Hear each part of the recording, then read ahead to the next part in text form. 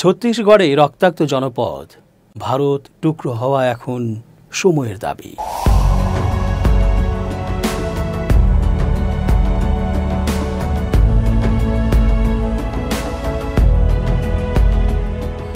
আসসালামু আলাইকুম প্রিয় দর্শক, আমন্ত্রণ আজকের আলোচনায়। চেঞ্জ টিভির আন্তর্জাতিক চোখ অনুষ্ঠানে এস জে রতন স্বাগত জানাচ্ছি। ভারতের চারপাশে বিদ্রোহীরা কেন্দ্রীয় সরকারকে গলা টিপে ধরছে। এছাড়া প্রতিবেশীরা তো আছেই। খুব বেশি দিন হয়তো নেই যে ভারত ভেঙে টুকরো টুকরো হয়ে যাবে। প্রতিদিনই রাষ্ট্রটির কিছু না কিছু স্থানে স্বাধীন হবার আকাঙ্ক্ষায় বিদ্রোহীদের লড়াই করতে দেখা যাচ্ছে। আর কেন্দ্রীয় সরকার অর্থাৎ মোদী সরকার যেভাবে ভিন্ন মত ও পথকে দমন করার জন্য আদাজল খেয়ে নেমেছে, তাতে বোঝাই যাচ্ছে মোদির কপালে দুর্গতি আছে। সাম্প্রতিক ঘটনাও তারই ইঙ্গিত দেয়। ভারতের ছত্তিশগড়ের নারায়ণপুর জেলার আবুঝামাদ এলাকায় নিরাপত্তা বাহিনীর সঙ্গে সংঘর্ষে ২৭ জন মাওবাদী নিহত হয়েছেন। বুধবার ২১ মে ভোরে এই অভিযান পরিচালনা করা হয়। নিহতদের মধ্যে কমিউনিস্ট পার্টি অফ ইন্ডিয়ার অর্থাৎ মাওবাদীর শীর্ষ নেতা বাসব রাজুও রয়েছেন। এই সংঘর্ষে জেলার রিজার্ভ গার্ড ডিআরজি এর একজন সদস্য নিহত হয়েছেন এবং আরও কয়েকজন আহত হয়েছেন। সংঘর্ষের পর বস্তার রেঞ্জের পুলিশ মহাপরিদর্শক সুন্দর রাজ পি জানান, তারা মাওবাদীদের একটি শক্ত ঘাঁটি লক্ষ্য করে অভিযান চালিয়েছিলেন। নিরাপত্তা বাহিনীর কাছে তথ্য ছিল যে আবুঝামাদের একটি নির্দিষ্ট এলাকায় একজন সিনিয়র মাওবাদী নেতা লুকিয়ে আছেন। এর ভিত্তিতে নারায়ণপুর, দান্তেওয়াড়া, বিজাপুর এবং কোন্ডাগাঁও জেলার ডিআরজি বাহিনী যৌথভাবে অভিযান পরিচালনা করছিল। কেন্দ্রীয় স্বরাষ্ট্রমন্ত্রী অমিত শাহ এই অভিযানকে সফল বলে উল্লেখ করেন এবং জানান যে মাওবাদী নেতা বাসব রাজু সহ ২৭ জন মাওবাদী নিহত হয়েছে। তিনি আরও বলেন, এটি ভারতের ইতিহাসে নকশালবাদের বিরুদ্ধে চলমান লড়াইয়ের গুরুত্বপূর্ণ অর্জন, কারণ এই প্রথমবার একজন শীর্ষ মাওবাদী নেতা, যিনি সাধারণ সম্পাদক পদমর্যাদার ছিলেন, তিনি নিহত হয়েছেন। ছত্তিশগড়ের মুখ্যমন্ত্রী বিষ্ণু দেও সাই এই অভিযানের সাহসিকতার প্রশংসা করে এবং বলেন, আমরা শুরু থেকেই তাদের আত্মসমর্পণের জন্য আহ্বান জানিয়েছিলাম। গত ১ মাসে এটি ছিল দ্বিতীয় বড় মাওবাদী বিরোধী অভিযান, যেখানে নিরাপত্তা বাহিনী সফলভাবে মাওবাদী দলের একটি বড় অংশকে আঘাত করেছে। ঘটনাটি ঘটেছে ছত্তিশগড় তেলেঙ্গানা সীমান্তে কারেগুট্টালু পাহাড়ের কাছাকাছি একটি এলাকাতে, যেখানে গত মাসেও একটি বড় মাওবাদী বিরোধী অভিযান পরিচালনা করা হয়েছিল।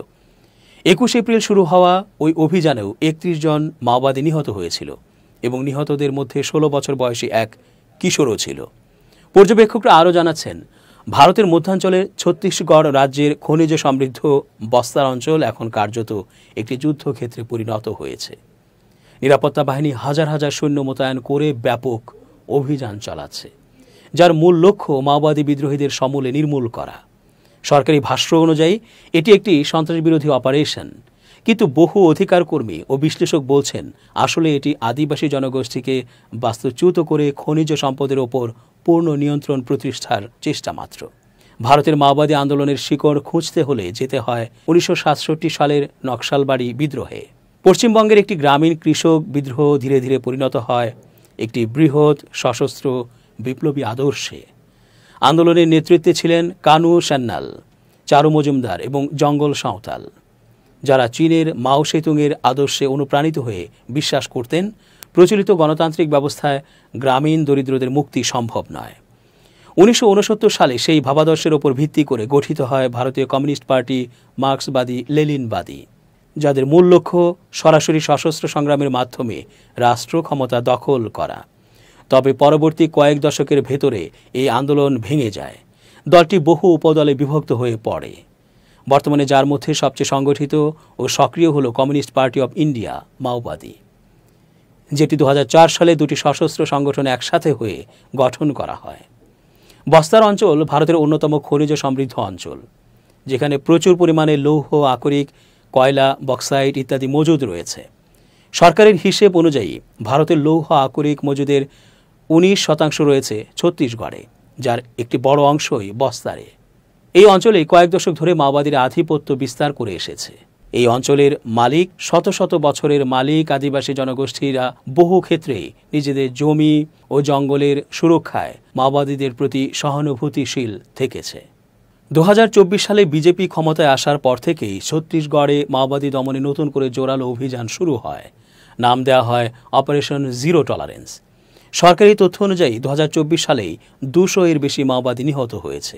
মাওবাদীদের প্রধান ঘাঁটি বলে পরিচিত বস্তারে 320টিরও বেশি নিরাপত্তা শিবির স্থাপন করা হয়েছে, যেখানে প্রতিটি শিবিরে 150 থেকে 1200 পর্যন্ত নিরাপত্তা কর্মী মোতায়েন রয়েছে।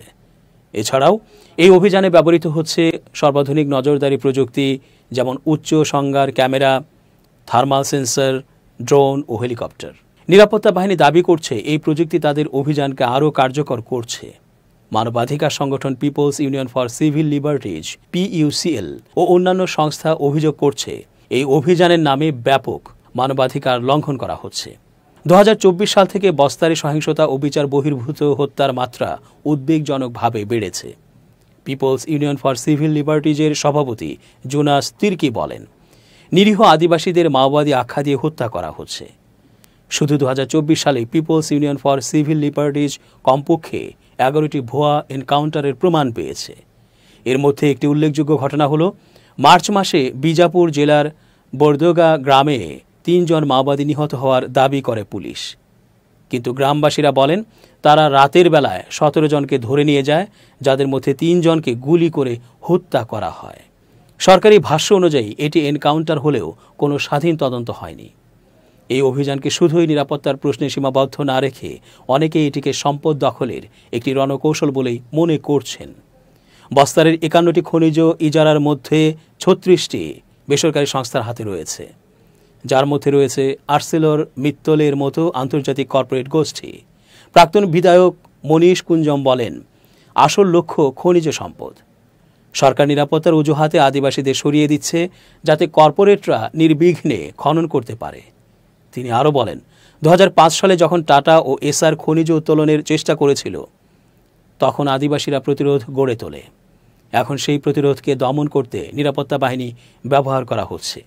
2005 সালে কংগ্রেস সমর্থিত একদল আদিবাসী যুবককে দিয়ে গঠিত হয় সালওয়া জুদুম, যার মাধ্যমে মাওবাদী দমনের নামে ব্যাপক গ্রাম উচ্ছেদ, হত্যা ও ধর্ষণের অভিযোগ ওঠে।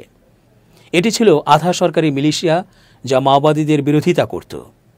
সর্বোচ্চ আদালত 2011 সালে সালোয়া জুদুমকে অবৈধ ঘোষণা করলেও আজ অনেক বিশ্লেষক বলছেন নতুন নাম ও রূপে সেই একই নীতি আবার বাস্তবায়িত হচ্ছে। ছত্তিশগড়ের মুখ্যমন্ত্রী বিষ্ণুদেব সাই দাবি করেছেন, খনি প্রকল্প ও শিল্পায়নের মাধ্যমে আদিবাসীদের জীবনমান উন্নত হবে। তিনি বলেন, ছত্তিশগড় খনিজ রাজস্বের দিক থেকে ভারতের দ্বিতীয় রাজ্য এবং এই খাত থেকে রাজস্ব দ্রুত বাড়ছে। কিন্তু বাস্তবতা বলছে এই অঞ্চলে শিশু মৃত্যুর হার জাতীয় গড়ের চেয়ে অনেক বেশি এবং স্বাস্থ্যসেবা, শিক্ষা, পানীয় জলের মতো মৌলিক চাহিদার সংকট প্রকট। বস্তারে দারিদ্র্যের হার প্রায় 80%। বিরোধী কংগ্রেসের মুখপাত্র সুশীল আনন্দ শুক্লা বলেন, আজ বস্তার যুদ্ধের দ্বার প্রান্তে। আদিবাসীদের উচ্ছেদের বিনিময়ে রাজস্ব অর্জনের পরিকল্পনা অসাংবিধানিক ও অমানবিক। মাওবাদী আন্দোলনের রাজনৈতিক শিকড় যতই বিতর্কিত হোক না কেন, আদিবাসীরা বারবার বলেছে তাদের মূল লড়াই জমি, বন ও জল রক্ষার জন্য।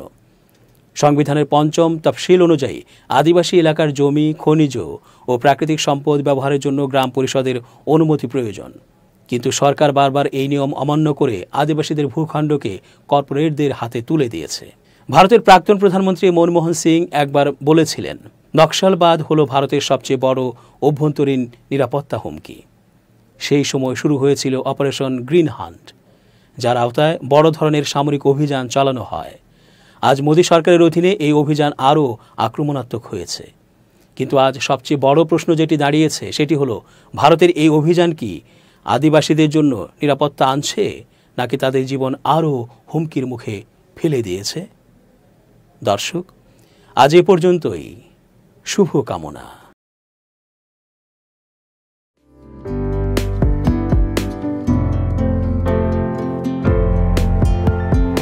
পহেলা জানুয়ারি 2025 ইউটিউব জার্নালিজমের অগ্রদূত changeTV.press 6 বছর পেরিয়ে পা রাখল গর্বিত বিসমিল্লাহির রহমানির রহিম। পহেলা জানুয়ারি 6 বছর পূর্তি হলো চেঞ্জ টিভির। গত 6 বছর ধরে বাংলাদেশের আনাচে কানাচে থেকে এবং গুরুত্বপূর্ণ সকল খবর ইন্টারভিউজ নিয়ে আসছে আপনাদের সবার জন্য চেঞ্জ টিভি। আপনারা সবাই লক্ষ লক্ষ ফলোয়ার্স এতদিন ধরে ফলো করেছেন, চেঞ্জ টিভি আপনাদেরকে সঠিক বার্তাটা দিয়েছে। আমি আশা রাখি এরপরও বছরের পর বছর তারা এরকম সঠিক বার্তা দিয়ে যাবে এবং লক্ষ লক্ষ থেকে কোটি কোটি জনতা তাদের ফলোয়ার্স হবে। তাদেরকে সাধুবাদ জানাই। changetv.press, এক ফোঁটা হলুদও নেই।